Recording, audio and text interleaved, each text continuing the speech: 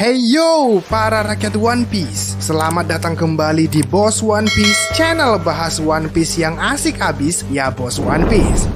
Yoho, seperti yang udah Mimin bilang di spoiler One Piece chapter 1060. Chapter kali ini banyak memberi kita kejutan.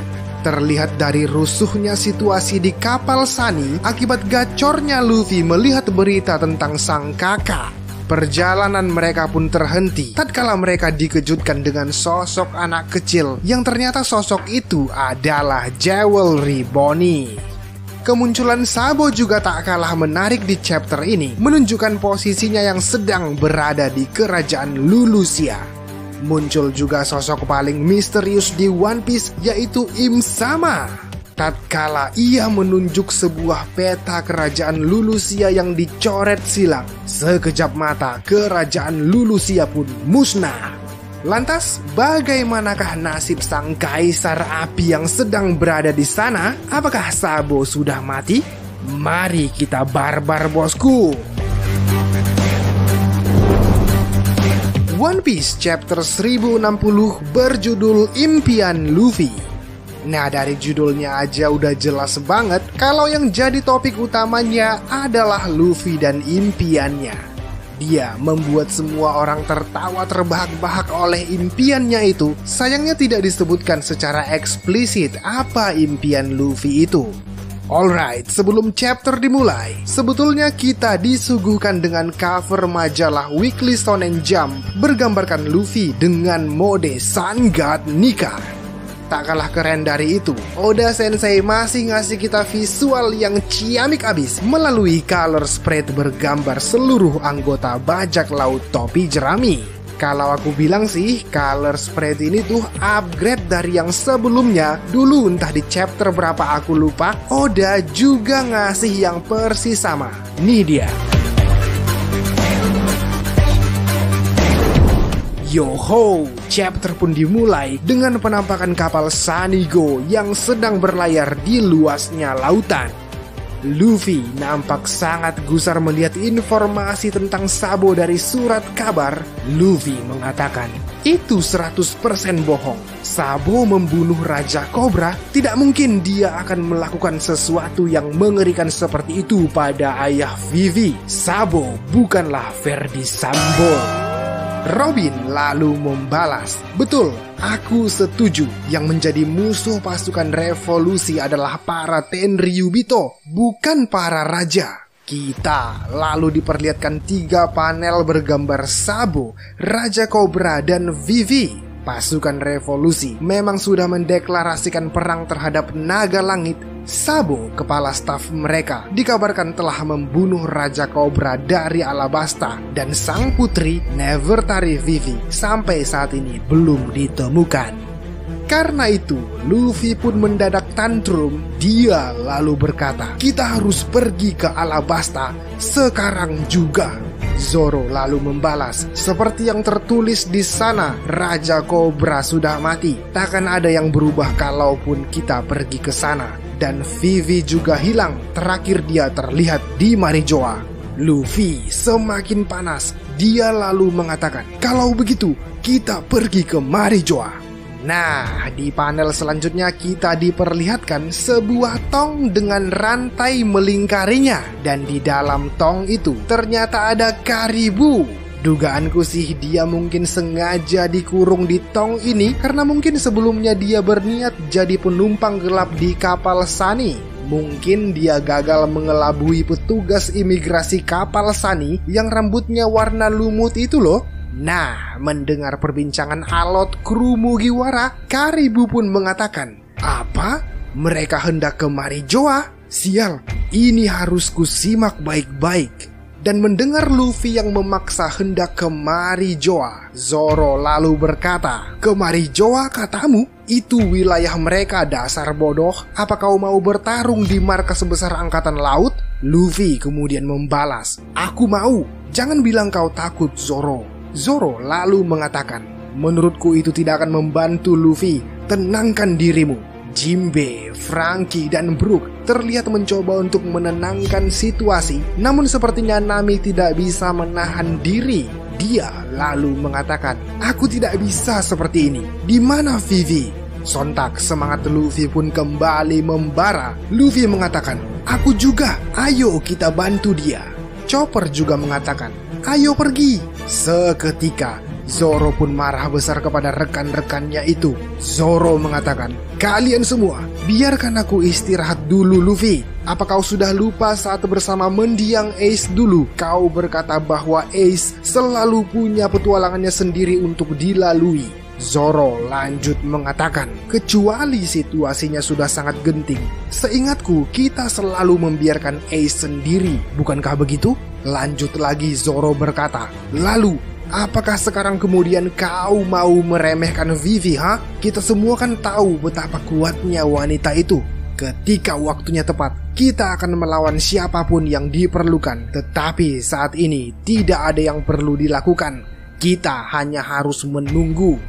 Seakan kesal mendengar saran bijak Zoro itu, Luffy pun mengatakan, "Sangat menjengkelkan. Kau kejam Zoro, persis seperti Oni." Chopper berkata, "Ya, Oni hijau."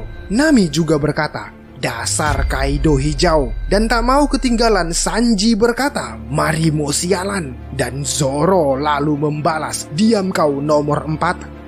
Sambil membaca surat kabar yang tak sempat dibaca akibat perdebatan para kru, Robin lalu berkata bahwa telah terjadi begitu banyak hal selama mereka berada di Wano.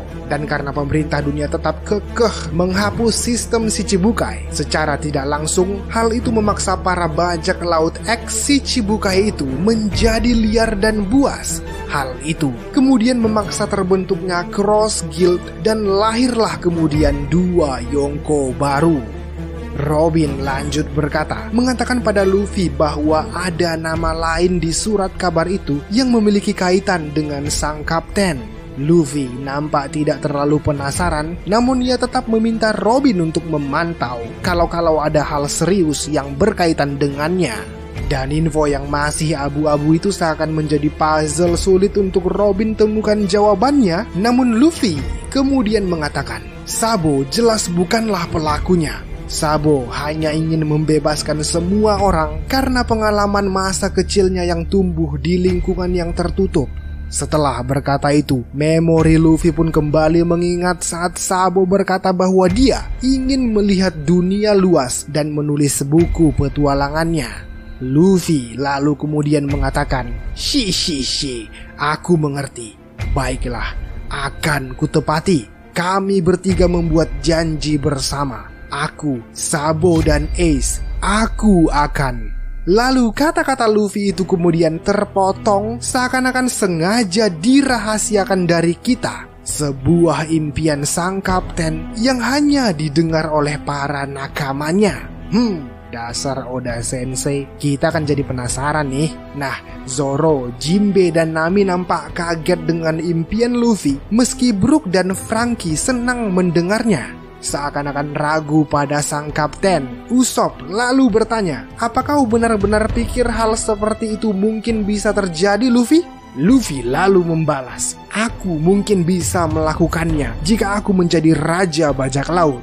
Usopp lalu kembali berkata bahwa ide dan impian Luffy itu bukanlah ide orang normal. Luffy lalu mengatakan, "Hah? Kalian belum tahu tentang hal ini dariku ya?"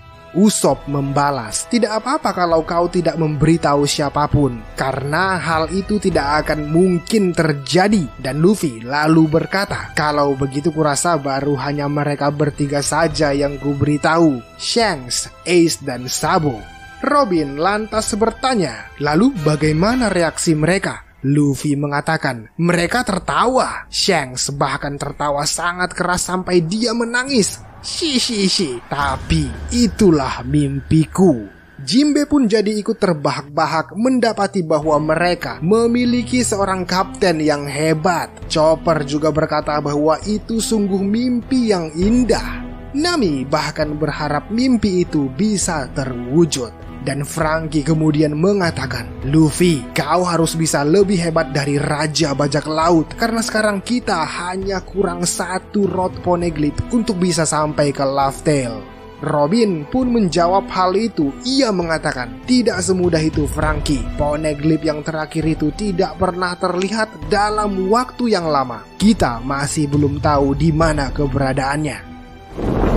Panel kemudian berganti lokasi ke markas besar angkatan laut di dunia baru. Mereka para Marine lalu melaporkan bahwa Sabo, sang kaisar api, telah melakukan kontak dengan kerajaan Kamabaka. Dan karena memakai dandan mushi putih, ini berarti merupakan sebuah panggilan darurat. Dan sebelum komunikasi Sabo terputus, posisi Sabo pun berhasil ditemukan. Dan saat ini dia diketahui berada di kerajaan Lulusia. Banyak yang terkejut mengetahuinya. Bahkan para Gorosei mengatakan, "Hah? Bagaimana bisa?" Yang muncul di kejauhan terlihat hanya membisu mendengar hal tersebut. Lalu para Marine kemudian menjelaskan pada kita bahwa Lulusia merupakan satu dari 8 negara yang melakukan revolusi yang terjadi baru-baru ini. Dan itu menjadikan Lulusia tempat persembunyian yang sempurna untuk Sabo.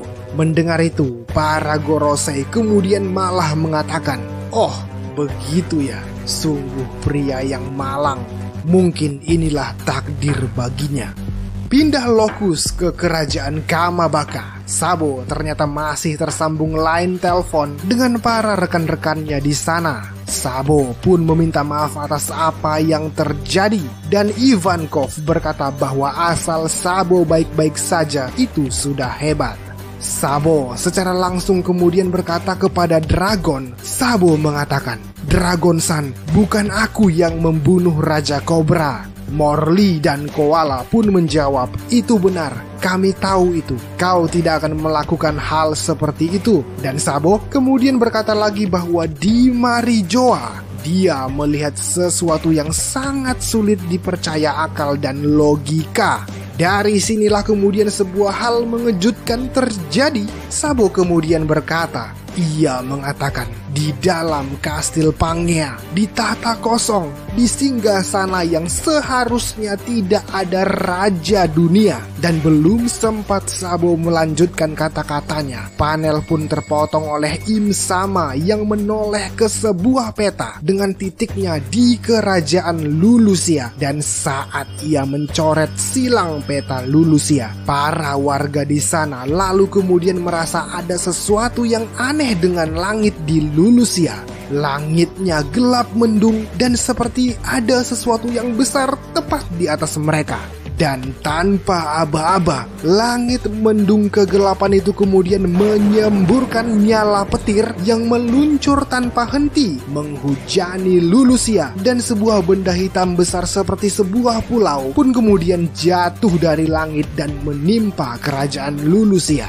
Gorosei dan para angkatan laut pun lost contact satu sama lain karena hal itu. Demikian pula Sabo yang tak lagi terdengar. Satu hal yang pasti adalah saat Gorosei berkata, mereka mengatakan kerajaan Lulusia, negara itu telah musnah dan tidak akan pernah ada sejak saat ini. Gempa laut lalu terdeteksi di pantai Tenggara, sebuah tanda bahaya bahwa tsunami akan segera tiba. Beberapa hari setelahnya di kapal Thousand Sunny, iklim cuaca saat mereka berlayar nampak sangat dingin. Jinbe bahkan harus menurunkan layar kapal karena anginnya yang terlalu kencang. Nami kemudian memprediksi bahwa mereka mungkin sedang menuju pulau musim dingin yang parah. Chopper merasa fine-fine aja. Selain karena bulunya yang lebat, ia juga memiliki topi Amigasa yang dibuat Otama untuknya. Seketika, kemudian Luffy bertanya kepada Nami perihal benda aneh di depan mereka. Jinbe menjawabnya bahwa itu adalah sebuah pusaran yang sangat besar. Jinbe lalu menyarankan agar mereka harus pergi dari sana atau mereka akan terseret masuk ke dalam benda itu. Namun sebelum mereka beranjak, Luffy mengatakan, "Tunggu, aku merasakan ada seseorang di dalam air." Sanji pun mengiyakan bahwa dia juga mendengar tangisan seorang wanita. Chopper yang belum tahu situasi apa yang terjadi kemudian mendekat ke pinggir kapal dengan topi Amigasanya, dan saat anginnya sangat kencang, sial bagi Chopper, ia pun ikut terbang terbawa topi Amigasa. Begitulah kemudian chapter 1060 ini ditutup dengan dua hal mengejutkan yang terjadi secara bersamaan, yang manakala Chopper terbang di bawah angin, Usopp malah melihat seorang anak kecil sedang tenggelam, dan dia ternyata adalah Jewelry Bonnie, generasi terburuk dengan bounty sebesar 320 juta berry. Chapter 1060 habis, dan kabar baiknya minggu depan manga One Piece masih tetap lanjut alias tidak ada libur. Artinya jadwal rilis chapter 1061 akan tetap seperti biasa, minasan.